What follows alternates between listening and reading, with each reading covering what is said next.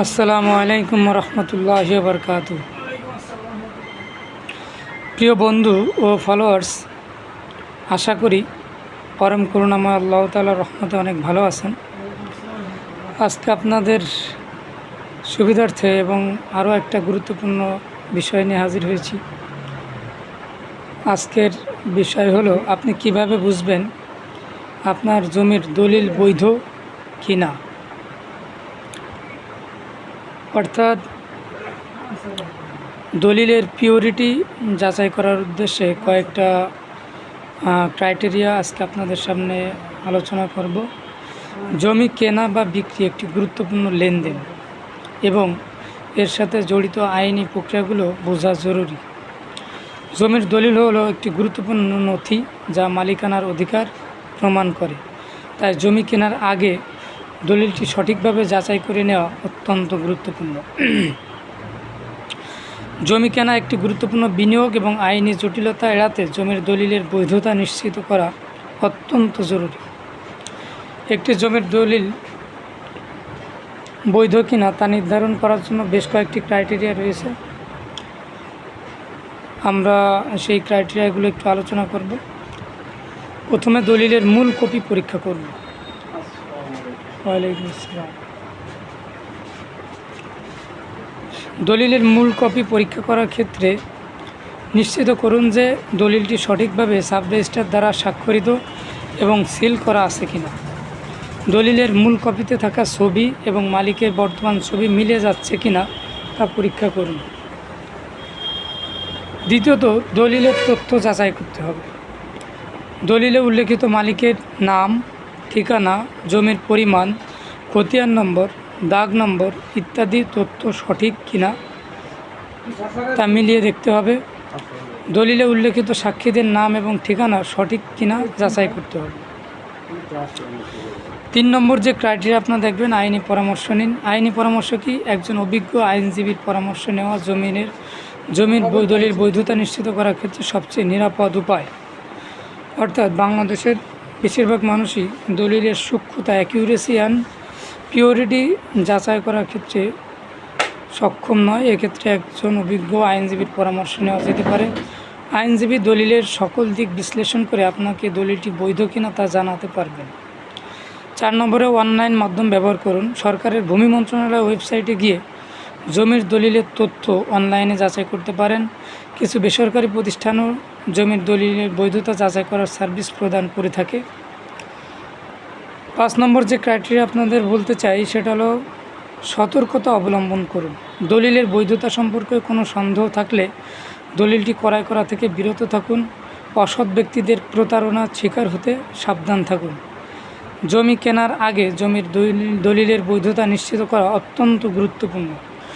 উপরের উল্লেখিত পদক্ষেপগুলো অনুসরণ করে আপনি একটি জমির দলিল বৈধ কিনা তা নিশ্চিত হতে পারবেন।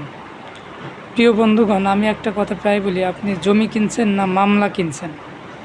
আপনি জমি কেনার পূর্বেই যদি সতর্ক না হন তাহলে আপনার ঘাড়ে মামলার যে বোঝা তাই আজীবন বয়ে বেড়াতে হবে। জমির দলিল বৈধ কিনা তা বোঝার জন্য কিছু প্রশ্ন এবং উত্তর, যেমন দলিলে কি সকল প্রয়োজনীয় তথ্য আছে।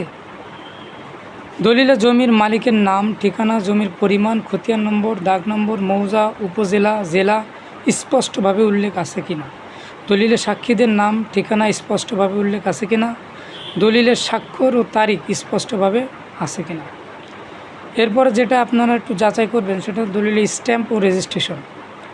দলিলে সরকার নির্ধারিত স্ট্যাম্প ব্যবহার করা হয়েছে কিনা। দলিল সঠিকভাবে রেজিস্ট্রি করা হয়েছে কিনা। রেজিস্ট্রারের স্বাক্ষর ও তারিখ স্পষ্টভাবে আছে কিনা। কখনো যদি জাল দলিল করা হয় বা নকল দলিল করা হয়, সেখানে রেজিস্ট্রারের স্বাক্ষর এবং তারিখ এবং দলিলের ক্রমিক নম্বর এর মধ্যে অনেক হেরফের থাকে বা মিল থাকে না। দলিলের মালিকানার ধরনটা একটু দেখবেন, যেমন দলিলের মাধ্যমে মালিকানা কিভাবে অর্জিত হয়েছে। একটা জমি উত্তরাধিকার সূত্রে মালিক হতে পারে, ক্রয় বিক্রয়ের মাধ্যমে, বিনিময়ের মাধ্যমে, দান ইত্যাদির মাধ্যমে মালিক হতে পারে। মালিকানার ধরন কি, দখল বা ভাগ চাষ ইত্যাদি। মালিকানা কোন শর্তে বা বাধা আছে কিনা এগুলো একটু যাচাই করবেন। জমির অবস্থা একটু দেখা দরকার। জমি কি বাস্তবে বিদ্যমান, জমির মালিকানা বিতর্কমুক্ত কিনা, জমির উপর কোনো ঋণ বা বন্ধক আছে কিনা, এসব ব্যাপারে আপনারা খুঁটিনাটি তদন্ত করে জেনে নেবেন। এরপরে সর্বশেষ যেটা আইনি পরামর্শ, 5 নম্বরে যেটা বলতে চাই, জমির দলিল বৈধ কিনা তা নিশ্চিত করার জন্য একজন অভিজ্ঞ আইনজীবীর পরামর্শ নেওয়া উচিত। দলিলের বয়স, কত বছরের পুরনো দলিল বৈধ? দলিলের বয়সে কোনো সুনির্দিষ্ট সীমা নাই, তবে 1976 সালের আগের দলিলগুলো পুরাতন দলিল হিসেবে বিবেচিত এবং বৈধতা যাচাইয়ের জন্য অতিরিক্ত যাচাই বাছাই প্রয়োজন হতে পারে। 1976 সালের পরে যে দলিলগুলো হয়েছে সাধারণত রেকর্ডের মাধ্যমে ওই জমিগুলো পর্চা বা খতিয়ানগুলো নতুন করে রেকর্ড হয়েছে। এগুলো মিউটেশন করতে খুব পদাচিতি বাকি রয়েছে। এবার আসি দলিলের ধরন। কত ধরনের জমির দলিল আছে? বাংলাদেশে 4 ধরনের দলিল আছে। দাগ নম্বর খতিয়ান, মৌজা খতিয়ান, সিএস খতিয়ান, আরএস খতিয়ান। দলিলের মালিকানা, দলিলে একাধিক মালিকানার নাম থাকলে কি করবেন? সকল মালিকের সম্মতি ছাড়া জমি বিক্রি করা যাবে না। মালিকানা পরিবর্তনের জন্য সকলের স্বাক্ষর এবং সম্মতি প্রয়োজন। এবার আসি দলিলের মিউটেশন। মিউটেশন হলো জমির মালিকানা পরিবর্তনের নথিভুক্ত প্রক্রিয়া। নতুন মালিকের নাম খতিয়ানে অন্তর্ভুক্ত করার জন্য মিউটেশন করা আবশ্যক। যেমন একটা দলিল ভূমি অফিসে বা ভূমি মন্ত্রণালয়ের আন্ডার রয়েছে একজন মালিকের নামে, আমরা প্রজা হিসেবে তাকেই চিনি এবং সরকারও তাকেই চিনে। আপনি 5টা দলিল করলেও আপনাকে কিন্তু সরকার চিনে না। যখন আপনি মিউটেশন করে ওই জমির মালিকানা নিশ্চিত করবেন, তখন সরকারের খাতায় আপনি স্পষ্টভাবে সরকারের প্রজা হিসেবে নথিভুক্ত হবেন। এবার আসি দলিলের জালিয়াতি। জাল দলিল যাচাই করার সর্বোত্তম উপায় কী?